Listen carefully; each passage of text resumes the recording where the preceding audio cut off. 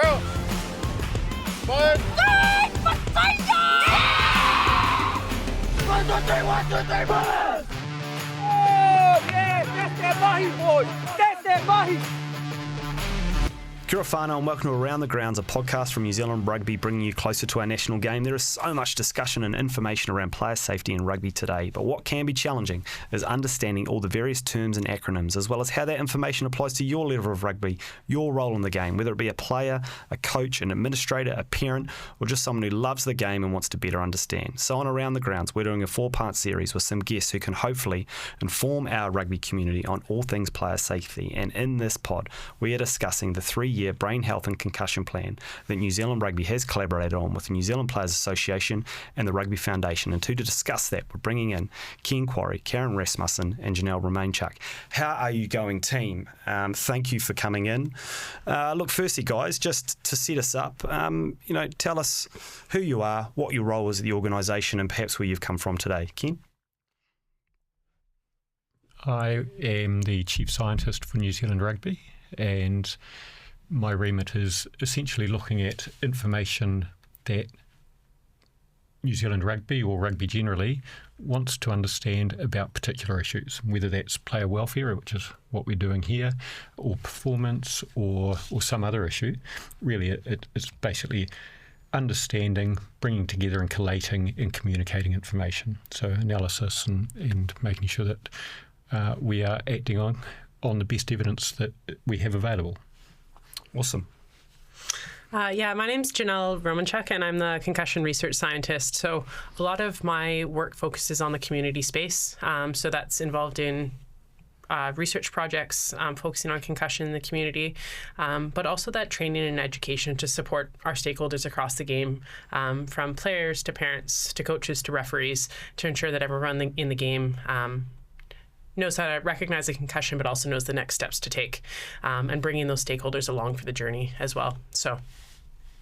And I'm Karen Rasmussen. I'm the medical manager for New Zealand Rugby. My background is as a physiotherapist originally, but I'm responsible for managing the medical requirements across the game from community through to the elite end of the game. So anything that has kind of a medical aspect to it is within my remit.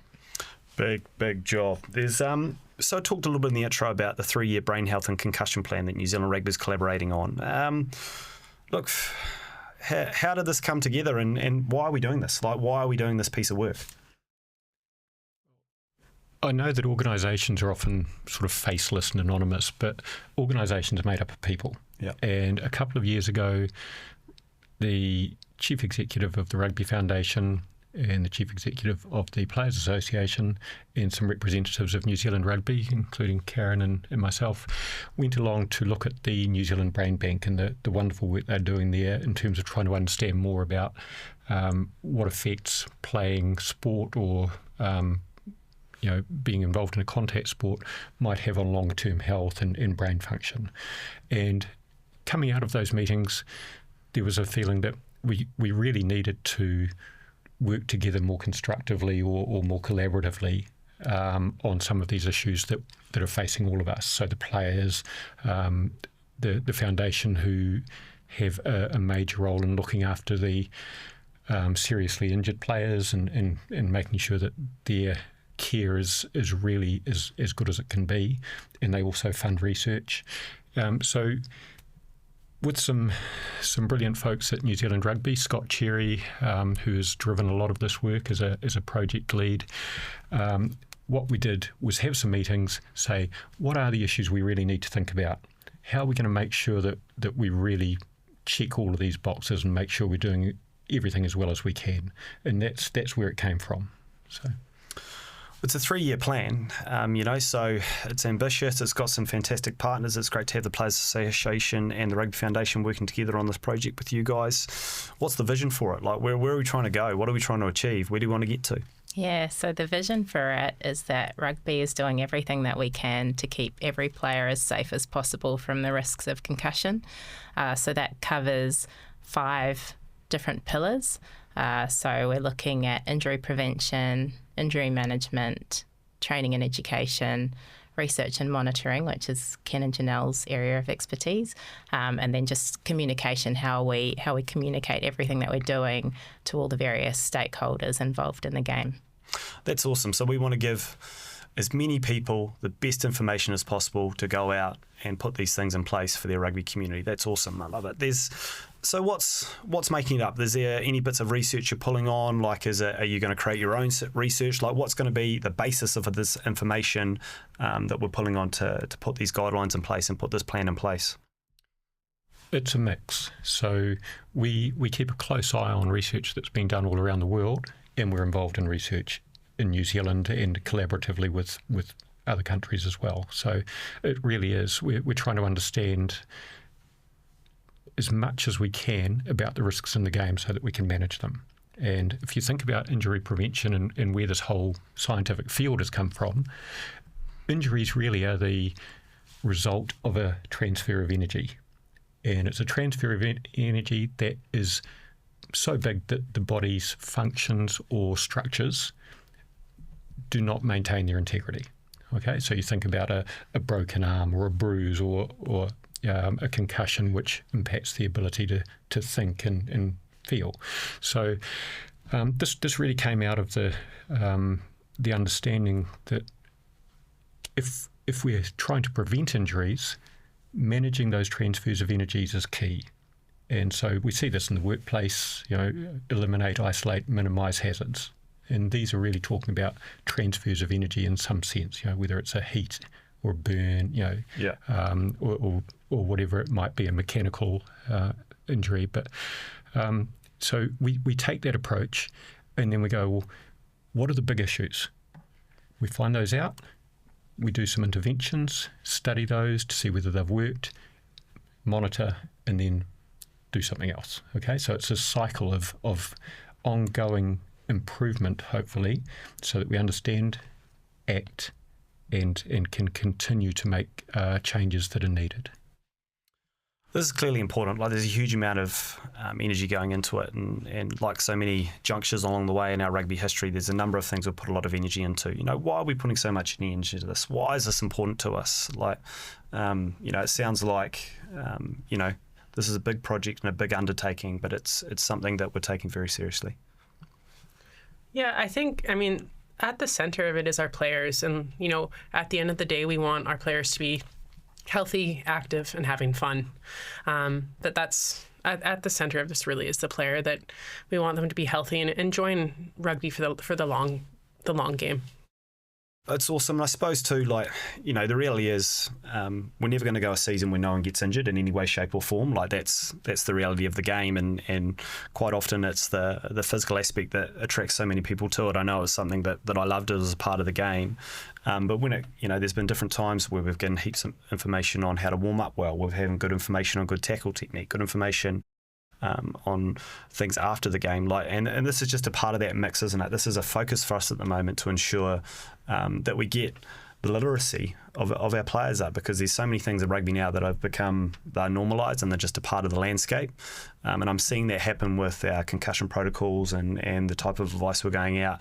So there's just another really good piece of work to kind of enforce all that sort of stuff, isn't it? Yeah, and that's exactly what we want. If a player looks like they've had a concussion, or you suspect that they have, and you're on the field, make sure they come off. Yep. Right? If it's you, go off the field. Okay, it's not heroic to play on through a concussion, because we've only got one brain, and it's got to stay with us for life. We want to keep them healthy. Look, it is complex, or certainly for the layman, when you're trying to look up this a little bit and get a bit involved in it, it can be quite complex. Like, what's sort of the differences between sort of an elite care pathway and a community care pathway, and what are sort of the recommendations you guys give at those two quite different levels? Yeah, so at the elite level, obviously, you have a lot of support around the game, and so I suppose you can afford to have I don't know if aggressive's the right word, but you can take a different approach to that because of the support. So you've got team doctors, team physios who are with our Super Rugby teams and above, every day. They are very well trained. They have the expertise in how to manage concussion, how to recognise it. Players have baselines. there's a lot of resource around that level of the game, and so you have protocols that reflect that. And then as you move into the community where the majority of our players are, we have to take a more conservative approach to their management, because you don't have a doctor, you don't have a physio at every game, and so you need to. Well, they don't have what we call an advanced level of concussion care. So then the timeframes are a little more conservative than the professional game. So we have a 21-day stand down, but I guess the principles around how we manage a concussion, whether it's at the elite level or the community level, is the same. So it's recognising that someone's had a concussion, making sure they get off the field. That's the same universally. And then there's a return to play process that you have to work through. And that's the same, whether you're a professional player or a community player. It's just the level of input and the support that you have at those two different levels kind of dictates the protocols that you have at community level and at the elite end of the game. Because it really is at the community level. We're not going to develop 1,000 doctors to go along to every game of community rugby, is it? So we need to empower our people, whether it be a coach or a manager or a parent, to be able to confidently work through the guidelines that diagnose their players. And like you say, if in doubt, be conservative, use the 21 days, see how they're feeling at the end of that 21 days.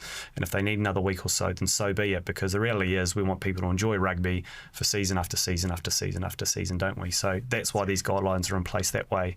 Where the stand down, you talked a little bit about the stand down there with, the 21 days at community level, but sometimes when we're watching high performance rugby, watching the stuff on TV, we might have seen a favourite player have a knock and come off, but then they might return to play, within a week or two, so a little bit sooner than the 21 days that's often used at the community level. Why is that the case? Yeah, so that's for that reason, and that they have a whole lot more support, like I said. So you've got your medical staff, the players, they have baselines in their pre-season to understand what their kind of base level of function is. When they have something that happens in a game, a potential concussive incident, then they'll come off, they'll go into the medical room, they'll have a test, their head injury assessment. If they pass, like if it's at their baseline level or better, then they can return. They have another assessment after the game and another one a couple of days later. They do computer tests, they do all sorts of things. They have doctors and physios that know them very well, so their timeframes are different because there's a whole lot more information around them that we just don't have the luxury of, for the majority of our players. Totally. So, you guys do the work, like you gather the information and you put forward the best recommendations that you possibly can for our players to manage concussion or any sort of player safety issue. But how important is then taking that information and educating the wider rugby community, getting those messages out to them? Like, that has to be a huge part of it because, if we're open and honest, people do get injured playing sport, don't we? Yeah, absolutely. Being the training and education is massive, but being open and transparent, that we are aware that there are risks in playing rugby, and we want players and parents and coaches to be educated on that so they can make their decision. In terms of the training and education, we've got a lot of different resources that we've had in place for a number of years, including the Scrum Clinic, the tackle training that we've got involved at the Small Blacks level, Blue Card, which is across the country, but also looking at other ways that we can educate different stakeholders, and whether it's a parent, because we're aware that the amount of resources that are available at the community game, aren't what they are at the professional game, and how can we educate more people around the community? So another example of that is our FAIR course, which is our first aid in rugby, which is available. I think they're running about 16 courses this year across the country in different provincial unions, that anyone could be upskilled on first aid in rugby and how they could support. Concussion is one aspect that they touch on, but also supporting other injuries. Because information in a silo doesn't mean anything, does it? Like, you guys could do, all this amazing work and work extremely hard, but if that information doesn't go anywhere, if it's not put out through the rugby community, it doesn't mean too much. And while I know at times there can be a bit of angst when we create change, if you put something in place to a community that's used to certain things, it might create a little bit of angst. But I can think of plenty of examples over the years. Talked a little bit previously, I can't find a high tackle in junior rugby these days when I'm refereeing, whereas like when some of the recommendations or guidelines and sanctions around tackle height came in, caused huge conversation, around the rugby club. Like, Ken, you must have seen a number of things over the years where we combine good research and evidence with good communication out to the community. Actually, you look back and after a couple of seasons, it's normalised. It's business as usual, isn't it? That's exactly right. And even today, recognising that some people love contact, some people love the tackles and rucks and the physical elements of the game. Other people not so much. But what New Zealand Rugby wants is people playing, running around, passing, catching, having fun, whether that's the contact variant of the game or whether it's lower contact or modified versions of the game. And so we've made available through the grades a greater range of options for people who can now pick and choose to a greater extent what level of contact they're comfortable with. And that's another great, I think, initiative that's been put in place here, and I think it's going around the world as well. So people are looking at how can we make this the most fun, the best, and for some people that's going to be full contact. Yeah. For others, it will be a different sort of game that they play. And it's good. Absolutely. So we talked a little bit in the intro around some of the partners that you're working with on this, and I assume when it comes to pieces of work like this, like collaboration and partnerships are absolutely essential. Do you want to talk a little bit about the organisations you're working with and their role to play in it as well? It's fantastic to hear that so many different stakeholders behind the scenes are helping with this piece of work. We do work with lots of different groups. So obviously World Rugby, they have a range of research projects going on around the world. They've got a scientific committee that calls for research projects that are independently done from universities or researchers. In New Zealand, we've got a large study that's going on, and the technical terminology for it is that it's a retrospective cohort study. And all that means is that we're looking back in time, and a cohort's a group of people. Yeah. So our cohort is all of those people who played first-class rugby from 1950 through to 2000. Wow. And unfortunately, this group is men, because I think there were only about 140 female players that played first-class rugby prior to 2000. So we do want to know a whole lot more about the women's game, because we recognise that men and women are different and they don't just have the same injuries, and so we're trying to do that. But yeah, we're looking back in time, and the advantage of that is that we can get results now. The disadvantage is that the game's changed, and we're interested in what might be happening in future as well. So, but that work has been a big project, and we've been working alongside researchers mainly from the University of Auckland, but also collaborators from Australia, the Netherlands. So good people are doing this work, and then we've got what's going on right now with all of the fantastic work that is going on with the mouth guards, both at Elite and the Orchid study that Janelle can talk more about. But there's different sorts of work going on at different levels so that we can get as complete a picture as we can to help manage the risks. Yeah, brilliant. Look, are injuries and concussion common for children? And the reason I ask that question is because it's probably parents' greatest fear, really, to be honest. When people are deciding, what they're going to do in any given season, the risks associated are, of course, a part of that decision-making process. That's just what it is. And sometimes, things get a bit of momentum and parents talk about amongst themselves and we say things anecdotally. But, with all the research and things that you do, like, is concussion common amongst children in rugby? Yeah, from the data that we have, so a lot of the data we look at is actually ACC data, and they're able to map that across sport. They can narrow it down to individual sports and regions. So what we know from that data is the risk of concussion is very low for our small blacks, for the players that are under 13. And in addition, World Rugby also does have some community injury surveillance data, where they've looked at community data. I will admit that most of this data has been gathered from the UK, but we are seeing similarities across that data that the risk of concussion in that under 13 or below under 13 is quite low. That's awesome to hear, and I suppose the ideal scenario, isn't it, is that, to the point you made, Ken, that at that age group we give them all sorts of different ways to enter the game, like different varieties of rugby, different formats of rugby.